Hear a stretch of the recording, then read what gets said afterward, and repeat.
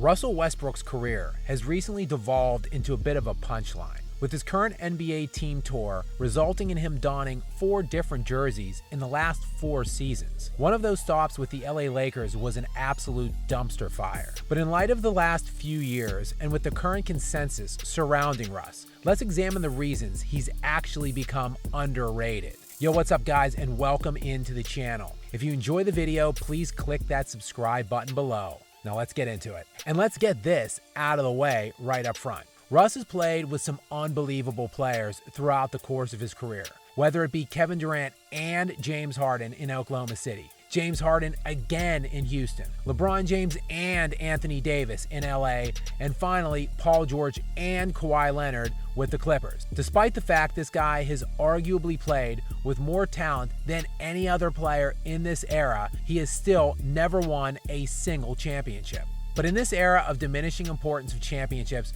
within the NBA fan base and media, why do we hold it against Russ that he is yet to win one? Chris Paul has never even played in an NBA Finals series, yet is routinely celebrated for being one of the best point guards ever, glossed, quote, the point god, by one very well-known blowhard at ESPN.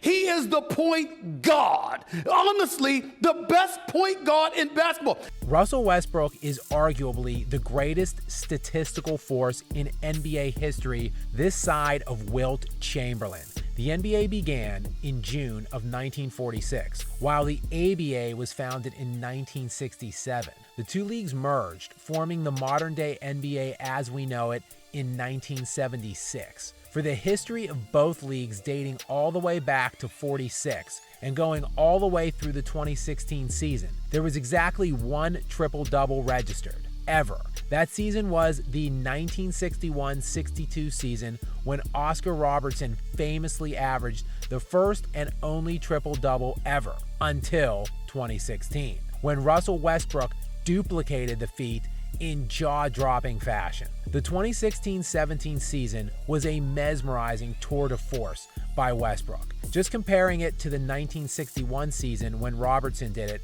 average league scoring was 119 points per game, while it was only 106 points per game in 2016-2017.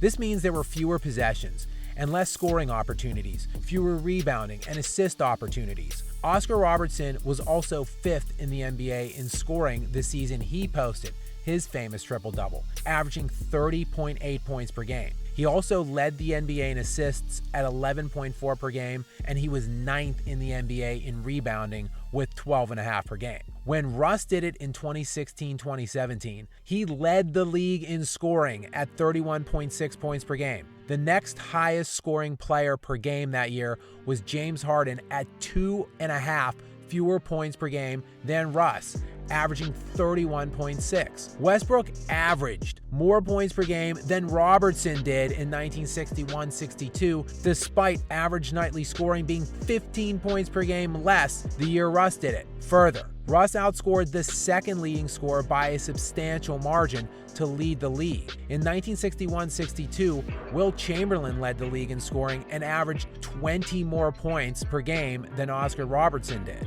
Russ was also 3rd in assists per game with 10.4 per night and 10th in rebounding at 10.6, which in and of itself is absurd for a 6'3" guard to do that in the modern era. So, after waiting 54 years for another triple-double, Russ arguably produced a better triple-double than Robertson did in a much faster-paced, higher-scoring season. Russ then did it again the next year and the next year. He then took one season off, and in the 2020-2021 season, Westbrook averaged a triple-double for a 4th time. That is 4 season-long triple-double averages for Russ. No one else has duplicated Oscar Robertson's feat other than Russ. So in 77 years of professional basketball play and thousands of different players, every player in history has combined for one such season.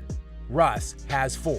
In that 5-year span, Westbrook's aged 28 to 32 seasons. He played in 356 games and averaged 26 points per game, 10 rebounds, and 10 assists per game. Let's take this era's golden standard of stat accumulation, LeBron James. James has never averaged double-digit rebounds in his entire 20-year career. He has averaged double-digit assists only once. LeBron led the league in scoring one time in 20 seasons, and he's led the league in assists one time in 20 seasons. Russ has led the league in scoring twice, and he's led the league in assists 3 times. Let's take the other gold standard of this era, Steph Curry. And Russ has scored more points than Steph Curry, substantially more in fact, roughly 3,000 more points for his career to date. Russ also has over 3,000 more assists than Steph Curry at this point. Finally, Westbrook has more than 4,000 rebounds than Steph Curry. Westbrook has also been named to more All-NBA teams with 9 than Curry's 8. Oh, and did I mention that Russ is a year younger than Steph Curry? Another underrated aspect of Russell Westbrook's career has been his durability. Russell Westbrook has played in at least 73 games in 10 seasons, and he's played in the 80s in 7 of those seasons. That is no small feat for an era of load management and players sitting out routinely. Russ plays with maximum effort on both sides of the ball in every game he plays in, and he plays a lot of games, especially comparably to his peers. I'm not diminishing the importance of winning or the value of rings to a player's overall legacy.